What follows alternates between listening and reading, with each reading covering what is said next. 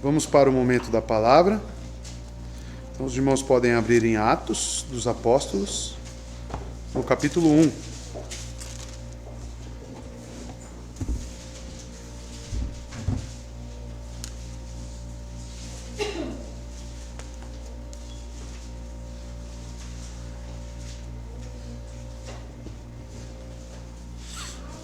Hoje eu vou pregar uma pequena passagem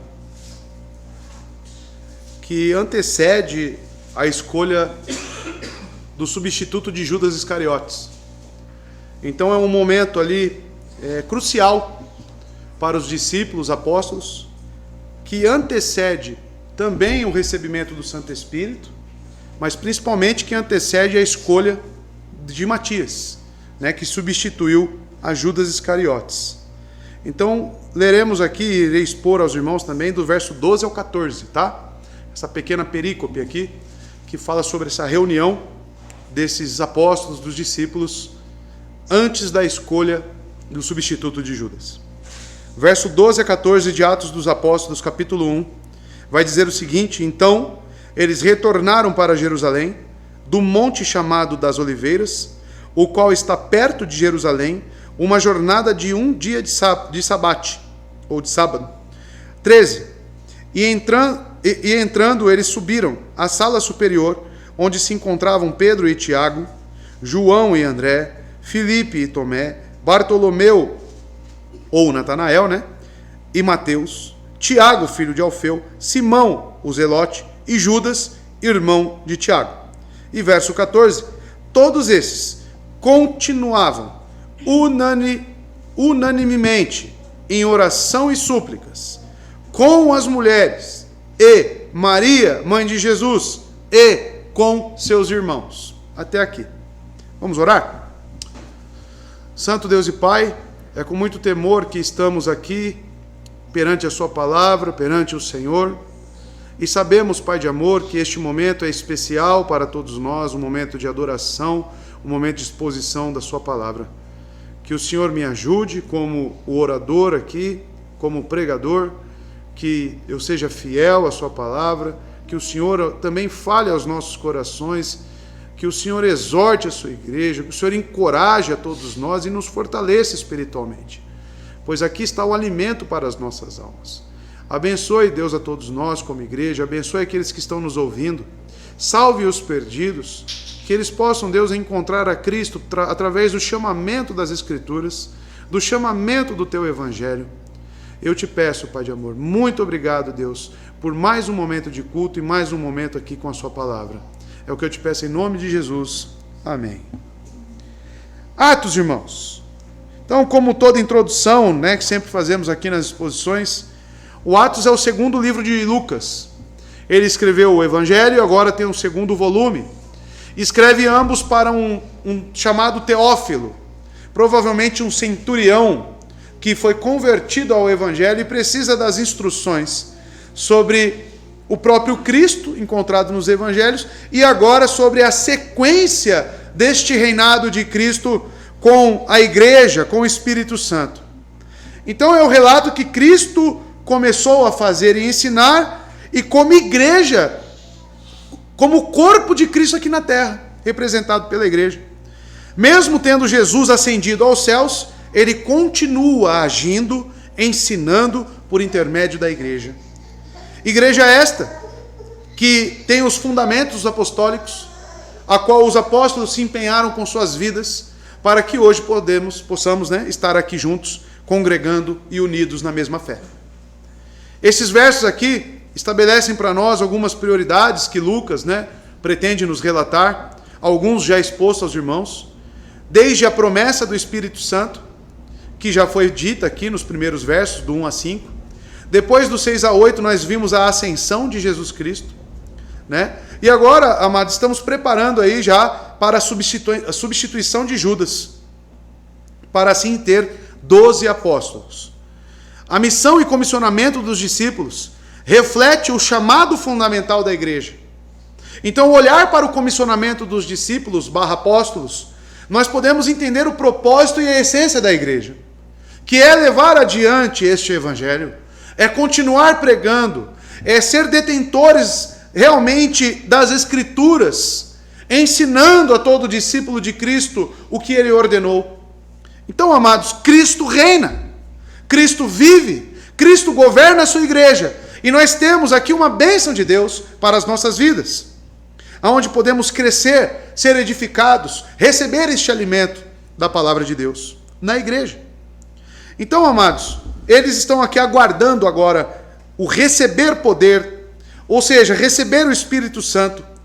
E como resultado, eles poderão ser testemunhas. Eles poderão ir até os confins da terra, começar em Jerusalém, passando para Samaria, Judeia e indo além. Isso certamente já ocorreu, já aconteceu. Os confins da terra, como vimos lá, são os jafenitas, né, o filho de Noé, aqueles que expandiram seus territórios para além ali de Canaã, de Israel, e certamente nós somos dessa descendência, dos jafenitas. Né? Os semitas são os hebreus, os judeus, a qual receberam a promessa, e Jafé foi dito, né, na promessa que ele habitaria nas tendas de Sem, ou seja, os apóstolos cumpriram com o seu papel em Atos, e podemos linkar Gênesis com Atos e ver realmente qual foi o resultado dessa pregação do Evangelho, e isso é maravilhoso para nós.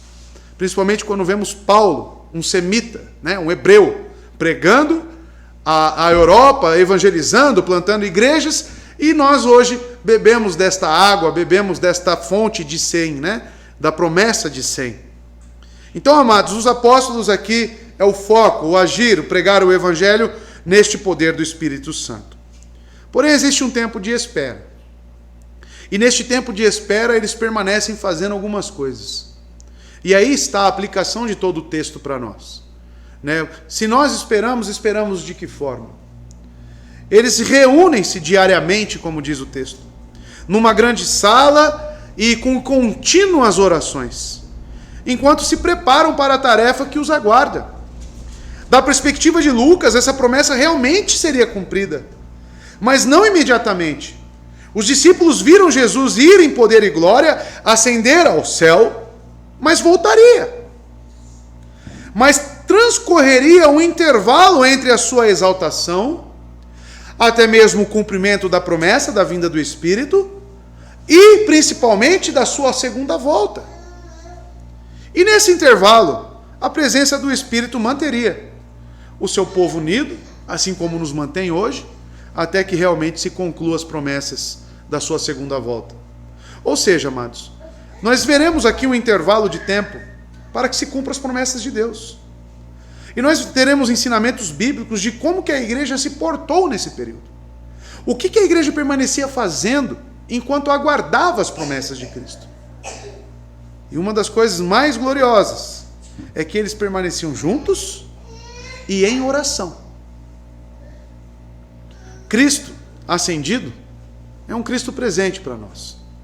Cristo ascendeu, mas a sua presença e energia permanentes preenche todo o livro de Atos, toda a história subsequente do seu povo na terra. A sua exaltação à direita de Deus significa que ele está mais eficazmente presente com o seu povo na terra, até os fins dos tempos, irmãos. Como diz Mateus 28:20, permanecerei com vós, estarei convosco até o fim dos tempos. Como é colocado em Efésios 4:10, ele subiu muito acima de todos os céus para encher todas as coisas. Ou seja, irmãos, Cristo estar à destra de Deus Pai significa que o seu reinado, significa que o seu sacerdócio, significa que o seu ofício como profeta também está em pleno vigor. Estar à destra de Deus Pai não é ter um Deus distante, mas ter um Deus que está conosco e está governando a sua igreja através do Santo Espírito. Essa é a constatação principal de Atos. Nós temos grande teor aqui de eclesiologia nesses livros, do que realmente é o comissionamento da igreja, do que é ser dotado com o poder do Espírito Santo. Como foi falado semana passada, ter o Espírito Santo já derramado sobre sua igreja é a capacitação para se pregar o Evangelho, para se expandir ainda mais esse reino de Cristo. Então, de certa forma, irmãos, devemos ser otimistas quanto à pregação do Evangelho. Devemos ser otimistas no que tange ao poder de Deus no Evangelho, que transforma vidas. E o Espírito Santo nos move exatamente a isso. Então esses discípulos, antes de receberem o Santo Espírito, eles permanecem orando, eles permanecem comungando, eles permanecem adorando ao Senhor. E para entender melhor, vamos entrar agora no verso 12. Vamos discorrer aqui nesses 3 versos, 12, 13 e 14, e que Cristo nos abençoe ainda mais com a sua palavra. João Ferreira de Almeida, Ara, diz o seguinte: então voltaram para Jerusalém, do monte chamado Oliveiras, que está perto de Jerusalém, à distância da jornada de um sábado. Então, eles obedecem. A primeira coisa que constatamos no texto é que eles obedecem. Cristo fala para eles não se apartarem de Jerusalém, para eles não irem embora, para eles permanecerem aguardando. Estão lembrados? E eles então aguardam, obedecem. Lucas não chama a atenção para os anjos que apareceram ali. Estão lembrados dos anjos que, de certa forma, repreendem os discípulos? Da mesma forma que ele subiu, ele voltará. O que vocês estão fazendo aí? Olhando. Ou seja, continue, vão além. Permaneçam naquilo que Cristo os comissionou. E ele sim volta, Lucas, aqui a nossa atenção para os apóstolos. Para que eles retornarem a Jerusalém, nos mostra então essa disposição dos discípulos. Essa cidade é significativa em toda a história do Novo Testamento. Portanto, próximo a ela, Jesus morreu na cruz, ressurgiu dos mortos. Dela, no sentido mais amplo, ele subiu ao céu. Tudo ali, nas vizinhanças de Jerusalém. E nela o Espírito Santo desceu sobre os apóstolos. Os principais feitos em Cristo aconteceram nesta cidade, ou ao redor dela, né? Os discípulos são obedientes à instrução de Jesus, retornam para Jerusalém para aguardar então o Santo Espírito. Mas isso certamente deve ter a motivação correta de um discípulo ou de um crente em Cristo. Porque Jerusalém é o palco de perseguição também. Jerusalém é o palco da onde mataram, crucificaram a Cristo. E esses discípulos poderiam estar amedrontados neste momento. Mas quando eles recebem a palavra de Cristo, e aqui mostra para nós a disposição do coração de um cristão, de que mesmo que ocorra perigos, se a ordem é direta de Cristo, nós devemos fazer. Nós devemos seguir em frente, nós devemos caminhar, mesmo que as nossas vidas estejam em um possível perigo, porque certamente Ele nos preserva e Ele nos livra. Quantas vezes Cristo não foi apanhado porque não era a hora? É como Hudson Taylor, né, que está no livro dos Heróis da Fé, de John Fox, que diz que eu sou imortal até que os planos de Deus se concluam na minha vida. É exatamente isso. Você não findará a sua vida até que Cristo realmente diga, acabou. Ou seja, enquanto não acontecer essas coisas, os decretos de Deus, a providência divina, ocorrerá na sua vida, até que você cumpra com seus propósitos. E isso é demonstrado, porque eles voltaram para Jerusalém. Eles obedecem, eles demonstram essa disposição. E Lucas dá alguns detalhes geográficos aqui, de onde que eles partiram? Do monte chamado Oliveiras. É lá que eles estavam com Jesus, é lá que eles viram Jesus ascender aos céus, e é de lá que eles partem para Jerusalém. Esse lugar, o Monte das Oliveiras, também é muito significativo para nós. Ou seja, irmãos, o Monte das Oliveiras é o local de descanso preferido do nosso Senhor. Constantemente, quando ele estava em Jerusalém, observando as festas judaicas, ele se recolhia nos Montes das Oliveiras, para a oração, para descanso. Parece que foi após contornar uma das curvas da descida dos Montes das Oliveiras, é que Jesus chorou ao contemplar Jerusalém. Ele chora pela condição espiritual de Jerusalém. E muito provavelmente é deste Monte das Oliveiras. Nas minhas pesquisas e preparando o sermão, eu pude ver uma foto deste local. E realmente você consegue ver a cidade de Jerusalém inteira do Monte das Oliveiras. Então é dali que Cristo profere algumas sentenças sobre Jerusalém. É dali que ele chora sobre a situação espiritual de Jerusalém. E agora nós estamos justamente aqui, da onde que ele ascendeu aos céus.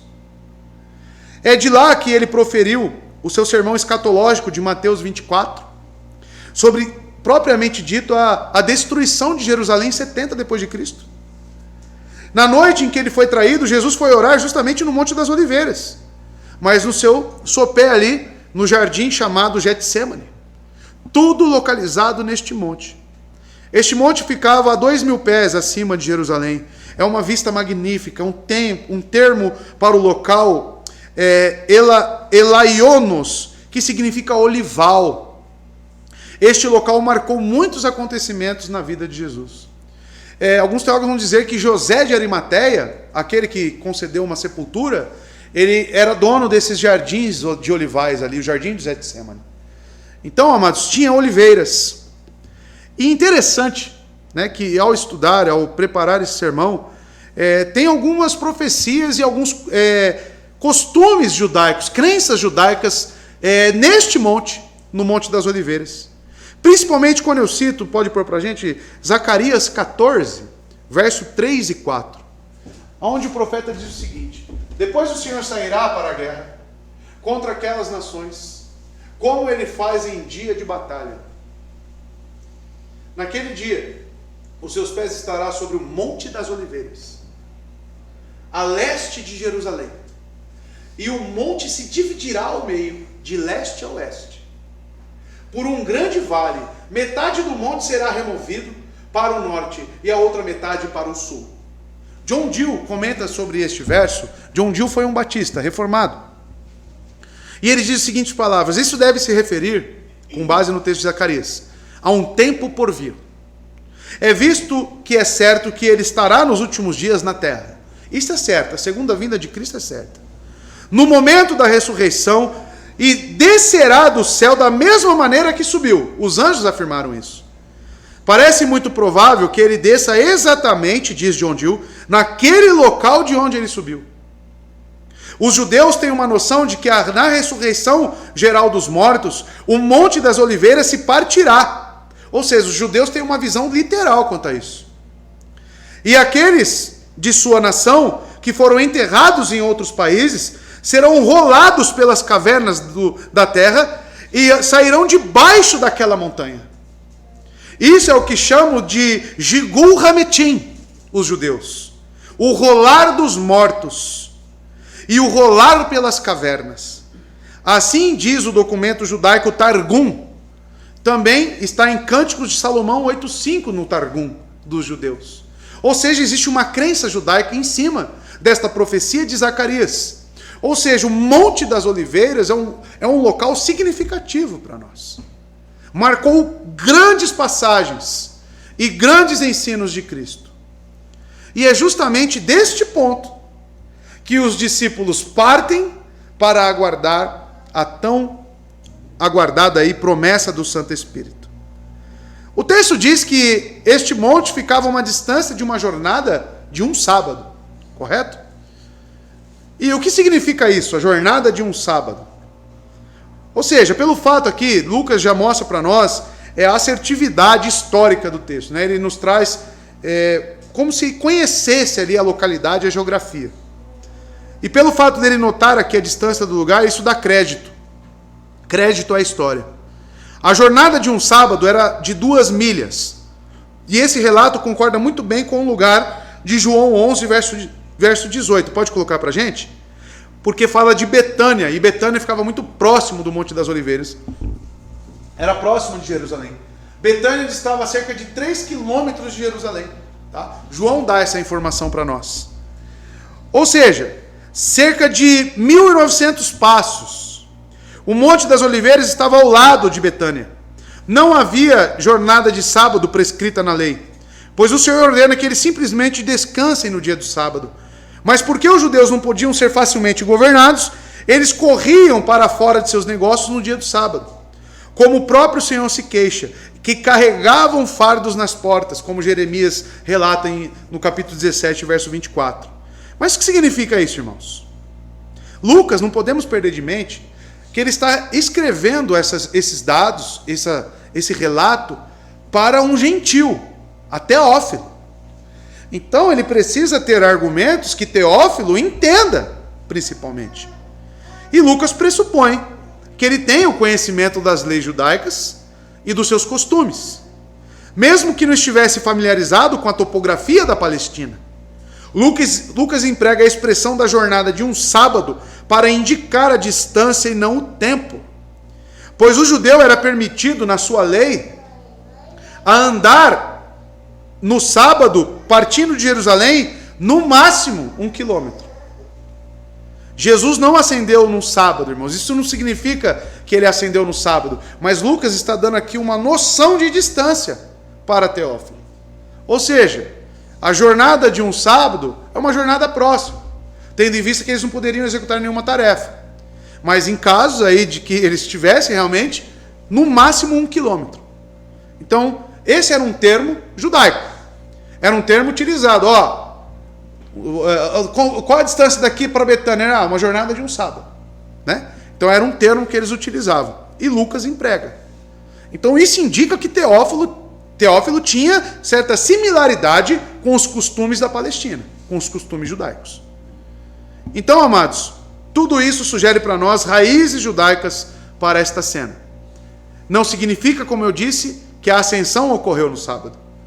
Pelo cálculo de Lucas, provavelmente isso ocorre 40 dias, né, sabemos, depois das aparições da ressurreição e ascensão. Com a ressurreição ocorrendo um dia após o sábado, significa que o sábado não está em vista. Calcular a distância como uma caminhada de um sábado é apenas a maneira de medir e não o tempo do evento. Tá bom? Que não tiremos conclusões precipitadas. Mas o que destacamos aqui do verso 12? A obediência, a coragem, o local onde que eles permanecem ali aguardando, recebendo as instruções de Cristo também. E isso marca para nós que as nossas vidas, irmãos, têm que ser vidas em obediência a Cristo. Existindo perigo ou não, a palavra de Cristo deve governar sobre os nossos corações. Devemos prosseguir, devemos aguardar, devemos permanecer. A nossa vida não é uma vida feita de emoções, irmãos. A nossa vida não é uma vida feita de inconstâncias, porque muitas das nossas emoções nos levam a inconstâncias. Mas sim, como cristãos, devemos ser objetivos naquilo que fomos chamados para fazer. E se era para eles esperarem em Jerusalém uma ordem direta, uma ordem clara, esses discípulos então o fazem. Eles poderiam aguardar em outro local, eles poderiam ficar nas redondezas, na própria Betânia, mas não. Eles vão para o centro, o palco da crucificação e da perseguição. Que possamos aprender com isso, irmãos. Eu tenho falado com alguns irmãos que nós temos que ser sóbrios. E a sobriedade é ilustrada justamente com isso que eu estou dizendo aos irmãos. Objetividade. Se eu tenho que estar numa igreja, se eu tenho que ser cuidado numa igreja, o Cristo me ordena isso, é justamente isto que eu farei. Se eu devo pregar o evangelho, se eu devo amar a minha esposa, se eu devo ser um profissional, tudo que Ele me ordena, a minha vida já está traçada com o que eu devo fazer, irmãos. Assim como as ordens que os discípulos recebem, vão, aguardem em Jerusalém. E eles fazem o quê? Eles obedecem, irmãos. Que possamos ter essa disposição de coração. Verso 13. E entrando, subiram ao cenáculo, onde permaneciam Pedro e João, Tiago e André, Felipe e Tomé, Bartolomeu e Mateus, Tiago, filho de Alfeu, Simão o Zelote, e Judas, filho de Tiago.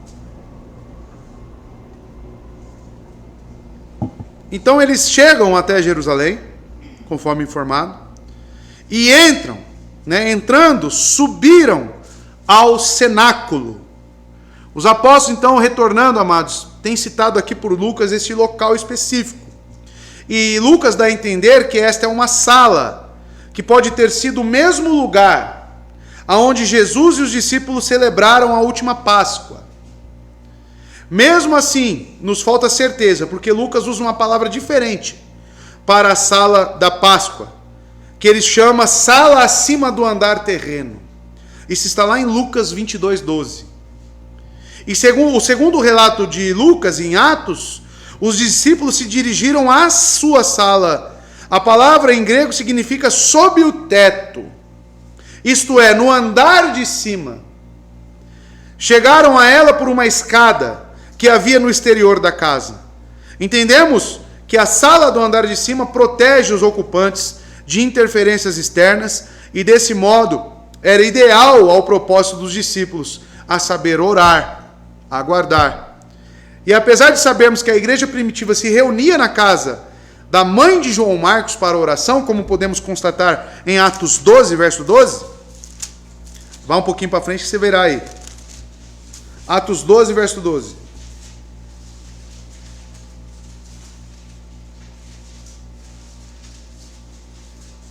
No caso, Pedro aqui, voltando assim, e ele, considerando isto, foi à casa de Maria, mãe de João Marcos, cujo sobrenome era Marcos, onde muitos estavam reunidos e oravam.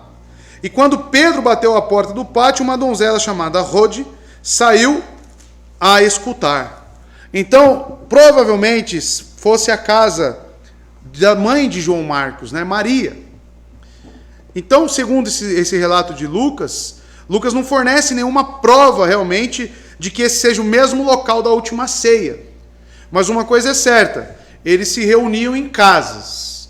E geralmente neste patamar superior das casas, como se fosse uma grande sacada, A escada, se os irmãos pesquisarem, as escadas na Palestina tinham um acesso lateral. Não era dentro da própria casa. E que tinham acesso a essa grande varanda, suspensa ali. Era justamente ali que eles se reuniam, oravam e permaneciam juntos. E é interessante saber que a igreja, ela começa nos lares. É muito interessante para nós que são os crentes abrindo as suas portas, aonde que realmente a igreja começa a emergir. E quando eu falo aos casados aqui, dizendo a importância do culto no lar, é justamente tendo esta visão do surgimento. Quando eu digo aos irmãos que a nossa casa é uma extensão da igreja, é justamente tendo este pensamento. Em Atos, toda a igreja, irmãos, começa a surgir de dentro dessas casas. É a mãe de João Marcos que abre a porta da sua casa, recebe os irmãos. E olha que veremos aqui, que estamos falando de 120 pessoas. 120 pessoas que costumavam se reunir, costumavam a orar, costumavam estar juntos. A obediência piedosa nos chama a atenção. Os 11 se reúnem no cenáculo, onde estão hospedados em Jerusalém. Aqui, amados, nesse texto, observa outros que estão com eles enquanto esperam e oram. O clima de piedade é a nota positiva na narrativa de Lucas.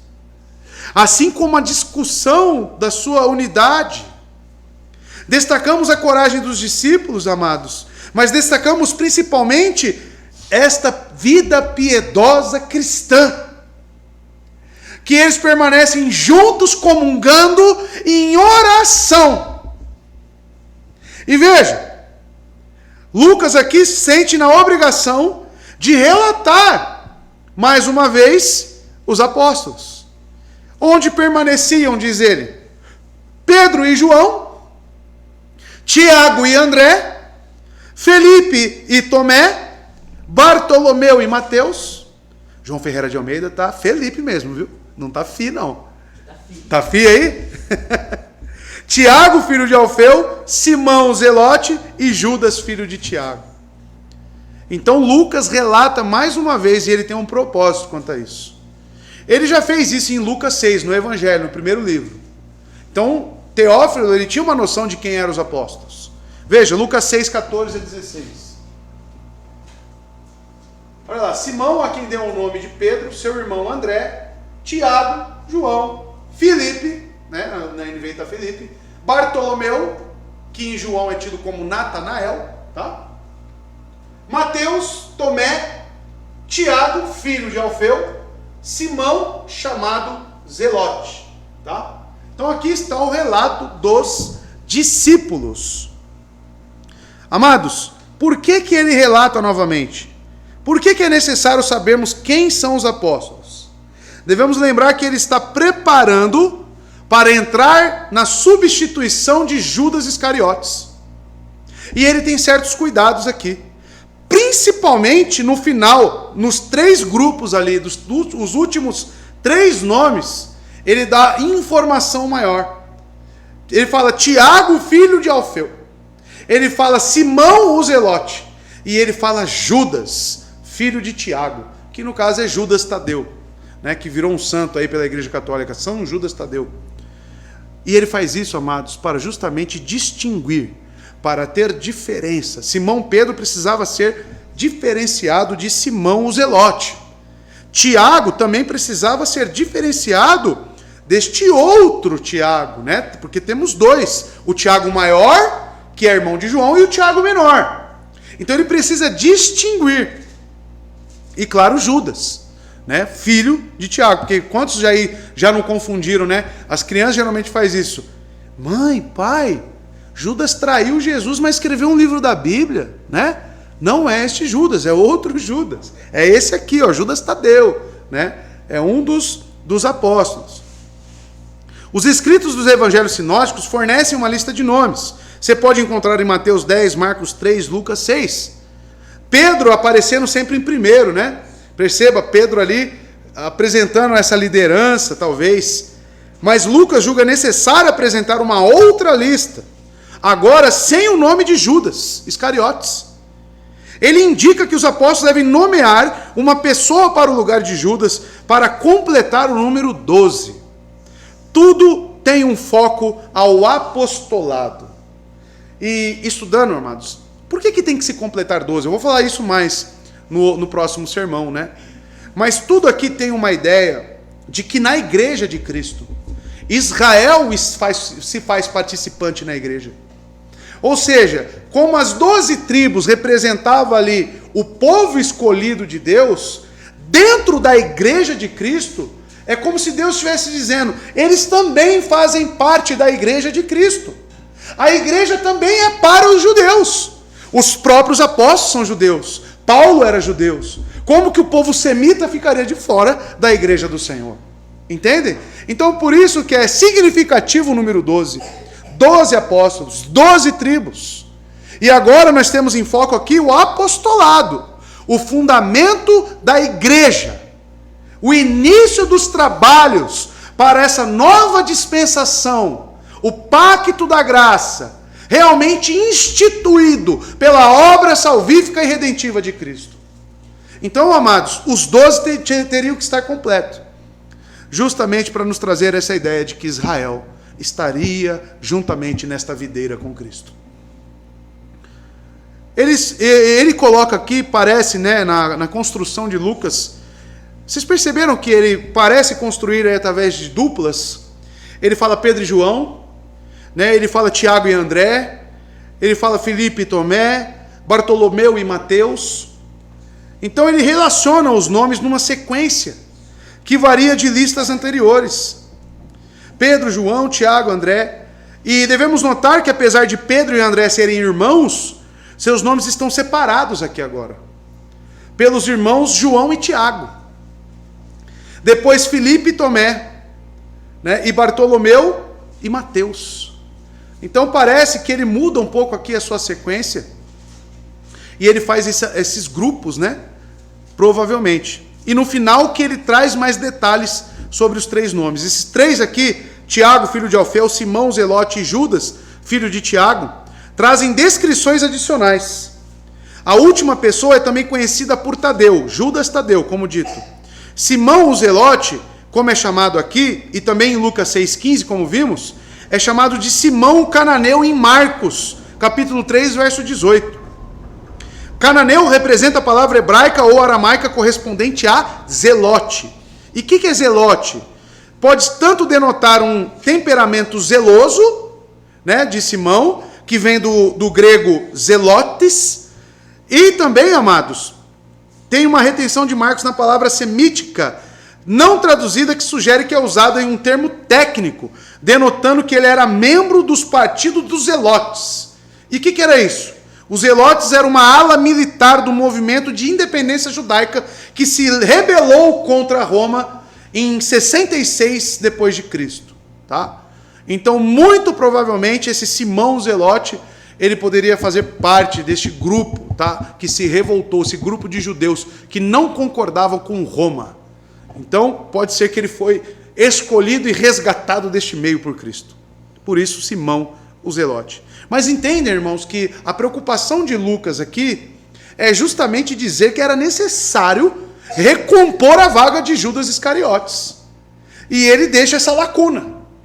Tanto que a sequência do texto aqui será justamente para isso, para completar essa vaga. Os 12 são reduzidos a 11 por causa do suicídio e da deserção de Judas Iscariotes, e que é descrito nos versículos 17 a 19. Jesus os escolheu e os reuniu como um grupo identificável. A formação deles era uma forma simbólica de dizer que Jesus estava liderando uma reorganização da igreja, do Israel de Deus. Esta foi a indicação de que uma nova era havia chegado e que o antigo Israel não estava respondendo a Deus de maneira adequada. E precisava de uma reestruturação sobre uma direção do ministério de Jesus, a quem Deus havia enviado, e principalmente o Espírito Santo capacitará a igreja a partir de agora. Então, ou seja, irmãos, olhar para os 12 reunidos é olhar para um sistema falido de Israel, é olhar para um pacto de obras que não foi totalmente cumprido, olhamos para a condicionalidade da lei, obedeça e seja salvo. Que judeu que conseguiu obedecer e ser salvo? Nenhum. Agora podemos ver o Espírito Santo gravando a lei no coração dos crentes. Nós podemos ver os apóstolos agora realmente estruturando a igreja neste poder, neste revestimento.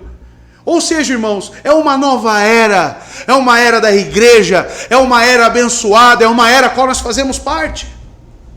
Olhar para os 12 é olhar para um sistema de governo de Cristo. É olhar para a falibilidade, é olhar para a insuficiência de todo o pacto das obras, de tudo aquilo que foi falível, e olhar agora para a graça. Olhar para o representante, olhar para Cristo ascendido aos céus, olhar para todas as promessas de morte e ressurreição já cumpridos. Eu vou para o Pai, mas não vos deixarei sós. Ele está conosco, Ele governa, Ele reina. Eis a importância de olharmos para esses apóstolos escolhidos e olharmos através da vida deles e do trabalho desempenhado pelo Espírito aquilo que nós podemos usufruir hoje, a igreja de Deus. Verso 14. E aqui entra a maior parte da aplicação do texto para nós. Todos estes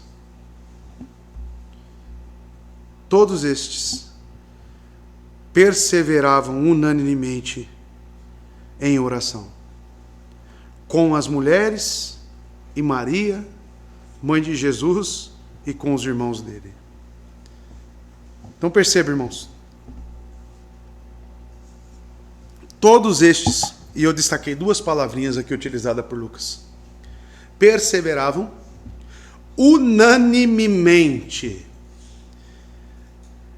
O grupo apresenta para nós piedade e unidade. Quando eu falo vida piedosa, eu estou querendo dizer o quê? Uma vida em conformidade com as Escrituras.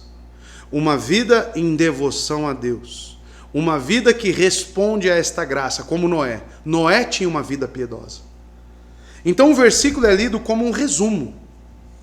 Uma forma comum utilizada por Lucas em Atos. A comunidade reunida tem uma somente, enquanto oram. 10 das 11 ocorrências deste termo no Novo Testamento aparecem em Atos. No caso, a palavra unanimemente, tá? Que é a palavra, complicada a palavra aqui, umotumadon, que significa uma mente, de acordo comum, com uma paixão, que na verdade serve como advérbio do verbo anterior perseverar. Ou seja, é um advérbio que traz significado para o verbo. Porque eles perseveravam, tudo bem, mas perseveravam como? Unanimemente. Buscando as mesmas coisas. Caminhando juntos. Então percebe, irmãos, como mostram os exemplos relativos aos discípulos, é um termo que aponta para a unidade fundamental dentro da igreja. Se eu estou olhando para os apóstolos, para o fundamento da igreja, logo isso aqui é relatado para nós como uma essência da igreja. A igreja precisa andar unânime. A igreja precisa andar no mesmo caminho. Devemos orar com o mesmo entendimento. A doutrina, logo, tem que ser a mesma. Não tinha aqui divisão de pensamentos. Os apóstolos olhavam para as coisas concernentes a Cristo e não tinha divisão. Se o assunto era aguardar a promessa do Espírito, eles estavam aguardando. Se o assunto é Cristo ascendeu aos céus, se cumpriu as promessas. Então, todos aqui têm dúvida disso? Não. Então é isso. Cristo subiu com um corpo, o que com você, Tomé, você tocou nele, Tomé. Ele foi o mesmo corpo que ele ascendeu aos céus? Sim, é o mesmo corpo. Então não tinha dúvida. Era com uma só mente. Olha que interessante, irmãos. E eles perseveravam. A igreja nascente está mostrando algumas das suas características. O grupo está operando em obediência, esperando pelo Espírito e orando em preparação enquanto espera.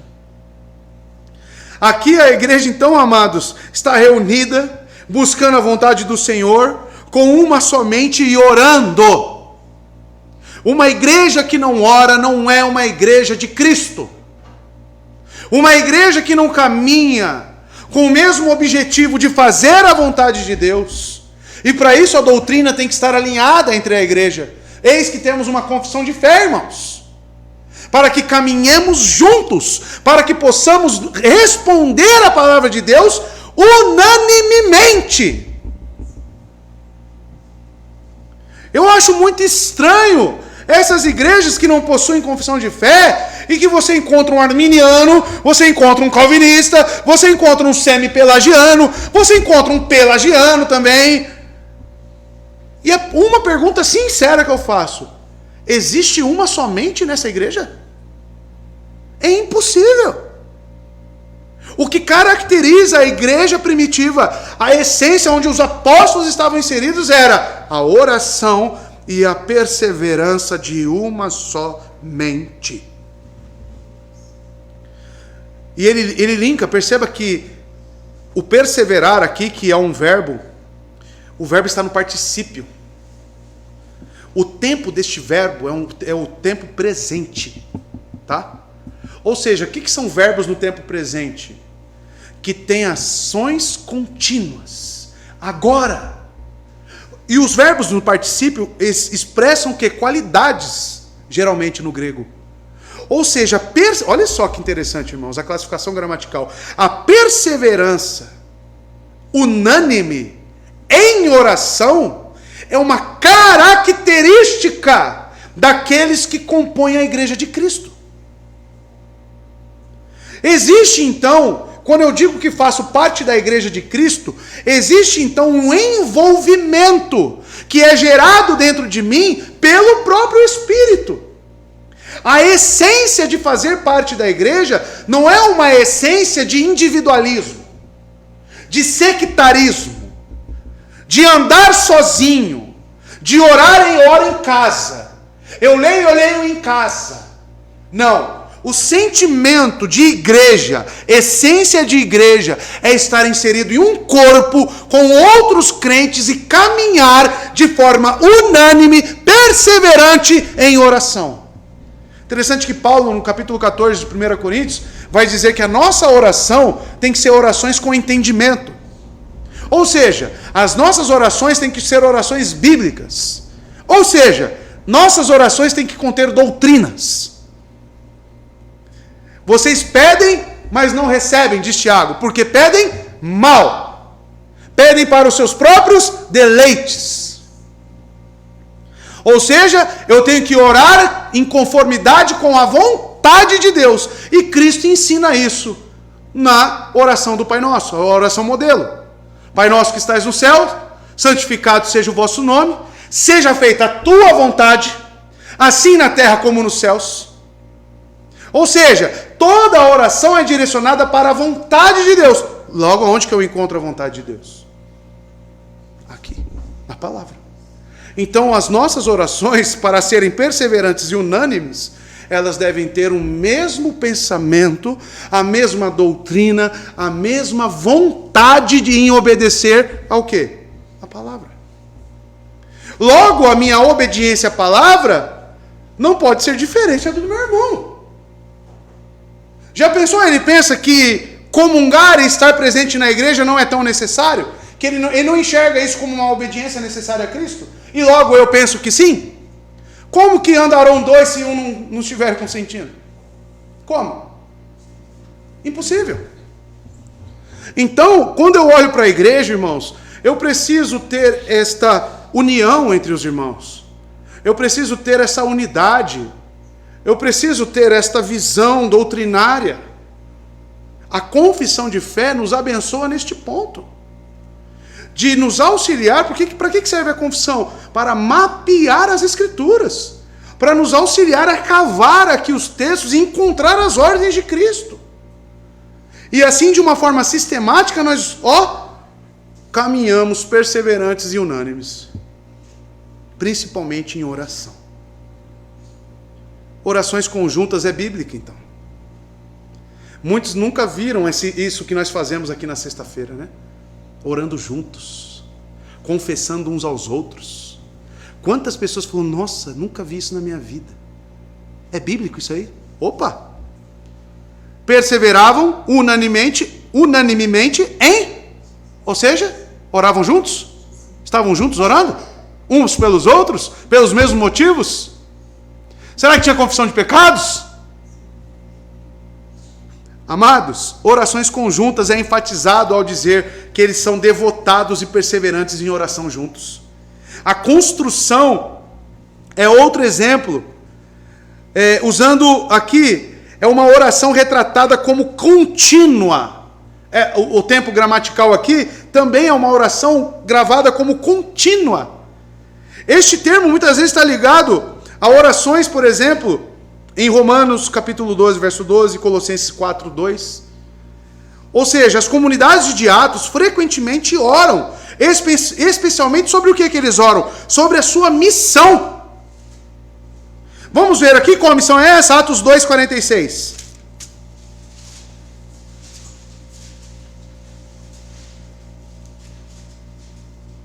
Qual a missão? Eles perseverando diariamente em comum acordo no templo e partindo o pão de casa em casa, comiam seu alimento com alegria e singeleza de coração. Verso 47, louvando a Deus e tendo o favor de todo o povo, o Senhor acrescentava diariamente à igreja os que estavam sendo salvos. Ou seja, qual que era o objetivo dessas orações?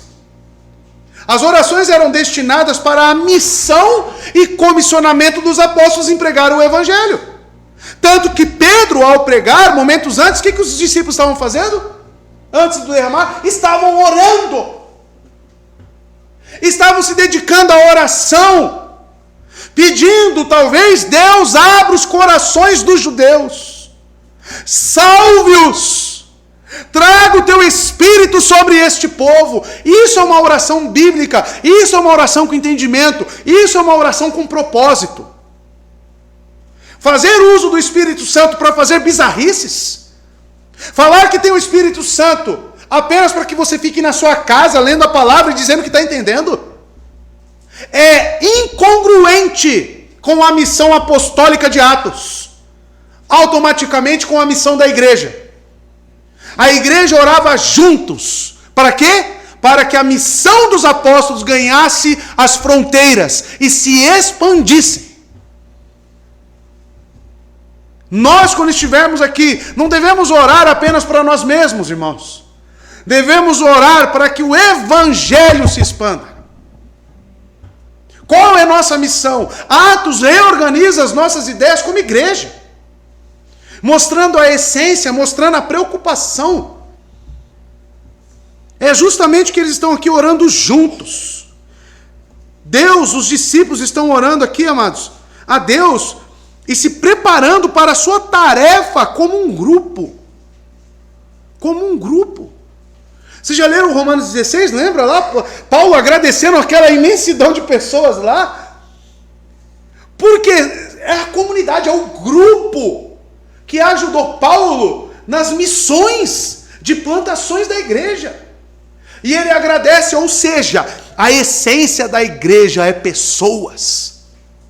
Eu vi um pastor falando numa pregação essa semana, falando, se você ama mais seu cachorro do que as pessoas, você não é crente. Porque o nosso convívio e a essência de igreja é grupo de pessoas. Nós fomos criados para viver em comunidades. Adão sozinho lá, Deus falou, não é bom que esse homem fique só. Nós não fomos feitos para ficar sós, irmãos. Nós fomos feitos para caminharmos juntos, sermos edificados juntos, em busca da missão proposta para a igreja. Que você aprenda isso, que você entenda, que você redirecione as suas motivações e prioridades. Se você é crente e está desapartado de uma igreja, você precisa reavaliar a sua salvação. Você precisa reavaliar os seus propósitos de vida.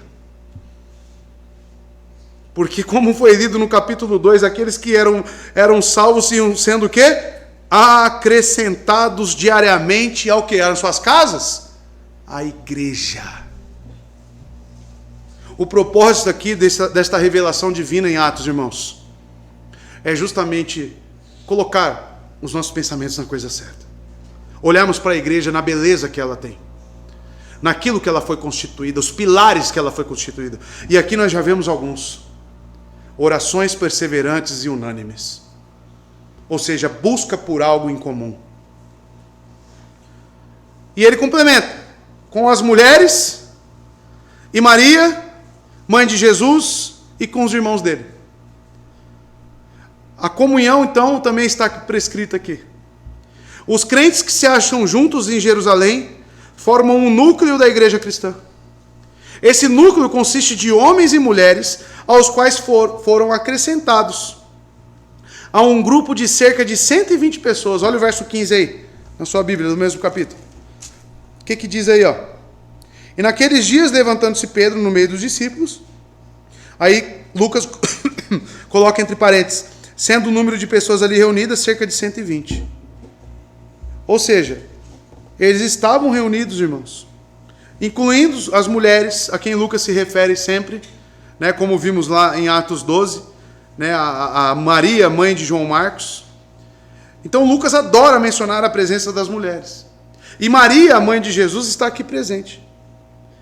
Então, amados, possivelmente também essas mulheres aqui, porque fica meio genérico, né, mulheres com as mulheres, muitas das esposas dos discípulos estavam aqui também, reunidas neste grupo.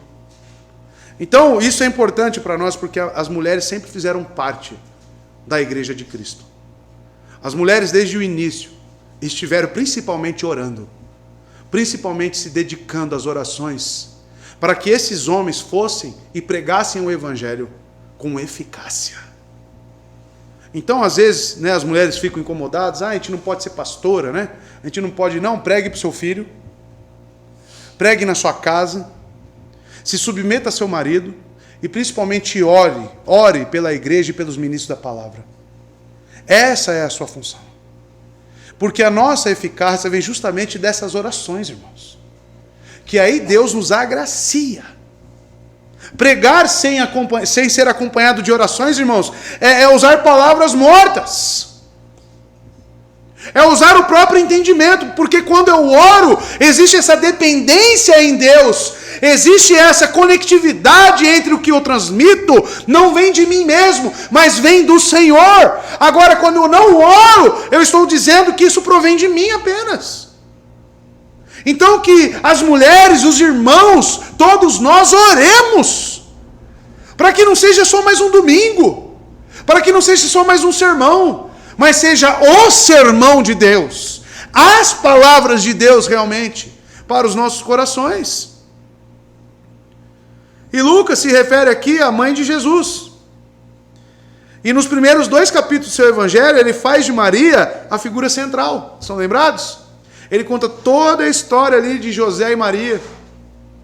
Indubitavelmente, ela é uma pessoa de influência, que juntamente com seus filhos, cria em Jesus. O termo irmãos não indica os filhos de José nascidos de um casamento anterior, e sim os filhos nascidos de José e Maria, depois do nascimento de Jesus. Eles são Tiago, José, também um Simão e Judas. Dos evangelhos aprendemos que os próprios irmãos de Jesus se recusavam a crer nele. Estão lembrados lá em João 7? No início do ministério terreno de Cristo, eles se recusaram a crer. Mas depois da ressurreição de Jesus, eles creram nele. Assim, lemos que os 40 dias anteriores à ascensão, Cristo se apresentou em particular. Ele apareceu a Tiago. Você vê isso, Paulo citando em 1 Coríntios 15, 7. É o irmão dele. Então, Cristo se apresenta a ele. Tiago, apesar de não ser um apóstolo, tá? O irmão de Jesus, ele foi muito influente, ele foi um dos cabeças de Jerusalém, na igreja de Jerusalém. Tá? Então, ele estava ali presente, ele tinha proeminência ali na questão da igreja em Jerusalém. Ele, por fim, Judas, que se chama a si mesmo de irmão de Tiago, também escreveu, uma epístola canônica. Aqui é dito pelos teólogos, aí há discussões, nas autorias das cartas. Mas Judas, que nós temos como canônicos, é o irmão de Jesus que escreveu. Muitos têm. Tiago, alguns também afirmam que é o irmão de Jesus que escreveu. Mas há discussões quanto a isso, como todo livro e toda a canonicidade das Escrituras. E amados, eu encerro aqui da seguinte maneira: que tudo isso continue, irmãos. O quê? Perseverança em oração, a comunhão entre os santos. Isso não foi interrompido. Toda a igreja que se preze, ela possui essa essência. Algumas pessoas saindo da CCB, que nos visitaram aqui já, estão procurando igrejas, e eles perguntam, quais os critérios estabeleço para encontrar uma igreja bíblica? Eu falei, não só um púlpito saudável, tá? Mas principalmente se os irmãos possuem comunhão. Se os irmãos oram pelos outros, se preocupam uns com os outros. A igreja, ela é uma igreja bíblica quando sim, a doutrina é correta, o púlpito é forte, mas principalmente entre os irmãos, se existe a aplicabilidade da palavra no coração dos irmãos. E como eu sei isso? Se eu cresço em amor, se eu sou amado, se eu sou abraçado, se eu sou cuidado, se eu sou exortado pelos meus irmãos. E isso caracteriza a igreja. Se eles se preocupam com a reunião de oração, e graças a Deus a nossa igreja tem isso. Graças a Deus. Minha própria sogra falou, estou indo numa igreja, de domingo enche, principalmente quando é ceia. Mas a reunião de oração tem 5 pessoas. Então isso é o sinal o quê? De uma igreja doente. De uma igreja que talvez não seja igreja. Mas a essência apresentada em atos de igreja é comunhão, é proximidade, é oração constante, é unanimemente conectados, visando o mesmo objetivo do Evangelho. Isso é uma igreja bíblica. Atos nos apresenta a essência da igreja, irmãos. E vemos no capítulo 2 os sacramentos sendo administrados, o partir do pão. Tudo isso compõe a igreja de Cristo. E aqui ele mostra que fizeram diligentemente, esperando a vinda do Espírito. Pois esta era a causa da oração, que Cristo enviaria seu Espírito, como ele havia prometido. Portanto, podemos concluir que esta é a verdadeira fé que nos incita a invocar a Deus. Pois a segurança da fé difere muito da lentidão. Nem Deus, portanto, nos garante esta graça para que nossas mentes possam imediatamente se tornar descuidadas. Mas que Ele possa antes aguçar o nosso desejo de orar. Amados, nem a oração é sinal de dúvida, mas sim um testemunho de nossa certa esperança, porque oramos em conformidade com a vontade de Deus. Não é, Deus, se você quiser. Não é se. Deus, conforme a sua palavra, conforme as suas promessas, Faça isso. Vocês já viram Moisés orando? Vocês viram quando Deus queria fulminar o povo? Ele muito inteligente, conhecedor de quem Deus é, ele fala: Deus, o Senhor é um Deus de misericórdia. Deus, se o Senhor fizer isso, certamente terão um testemunho diferente de que você libertou esse povo para fulminá-los aqui no deserto. Pela sua misericórdia, ele recorre aos atributos de Deus. E nós oramos de que forma? Devemos orar aqui, com a certeza dos fatos já informados. A oração não é para se ter dúvida, é o testemunho, é a confiança, porque pedimos das mãos do Senhor as coisas que sabemos que Ele prometeu. E os discípulos estão lá orando pelo quê? Pela vinda do Espírito, por aquilo que Cristo prometeu a eles. Assim convém a nós também, segundo o exemplo deles, ser instantâneos na oração e implorar nas mãos de Deus que aumente em nós o seu Espírito Santo. Aumente, digo, porque antes que possamos conceber qualquer oração de que precisamos, deve ter primeiro os frutos do Espírito. Orar no Espírito é isso, irmãos. Pois por mais que Ele seja o único mestre que nos ensina a orar corretamente, Ele não apenas nos dá palavras, mas também governa as nossas afeições interiores pelo governo do Espírito Santo. Os discípulos estão esperando o Espírito Santo, derramar do Espírito Santo. Nós já temos isso consumado. As nossas orações têm que ainda ser mais unânimes, mais presentes. Nós devemos clamar a Deus para que Ele nos encha do seu Espírito. E assim sejamos uma igreja vibrante, irmãos. Uma igreja bíblica é uma igreja moldada à palavra e vibrante, fervorosa. Quando eu penso em reavivamento aí, que as pessoas ficam falando, vamos fazer uma campanha de reavivamento. Meu irmão, isso não existe, você não pode incitar nada. Mas, quando ocorre algum despertar, é justamente esse encher do Santo Espírito e as pessoas crescendo em estudo das Escrituras, em vida piedosa, em pregação do Evangelho. Senão isso não é avivamento, coisa nenhuma. Pode ser apenas um movimento temporário de 1 semana, 2 semanas, mas o que diz realmente que você foi cheio do Espírito Santo? Se você tem andado em novidade de vida, se você tem pregado do Evangelho e se você tem levado a Deus as orações unânimes junto com a sua igreja. Valorizando e amando cada vez mais as coisas de Cristo. Isso é ser cheio do Espírito Santo. E não outra coisa. Que nós como igreja possamos aprender com isso. Que nós possamos observar, e vai ter vários outros exemplos na carta neste livro aqui de Lucas, muitos outros exemplos do que realmente é a igreja. Agora o confronto vem: eu estou adequado, eu estou dentro disso que é proposto. Se eu faço parte da igreja, eu estou vivendo em conformidade com isso que Cristo me informa. Tem gente, irmãos, que infelizmente não está nem aí para a igreja de Cristo. Tem gente que tanto faz, tanto fez, congregar ou não congregar. Tem gente que não tem importância quanto a isso. Eu te apresento hoje, meu irmão, a palavra de Deus e a essência da igreja. E como pelo livro inteiro de Atos ela vai ser mantida, perseverante em oração e em comunhão. Que Deus abençoe os irmãos. Amém?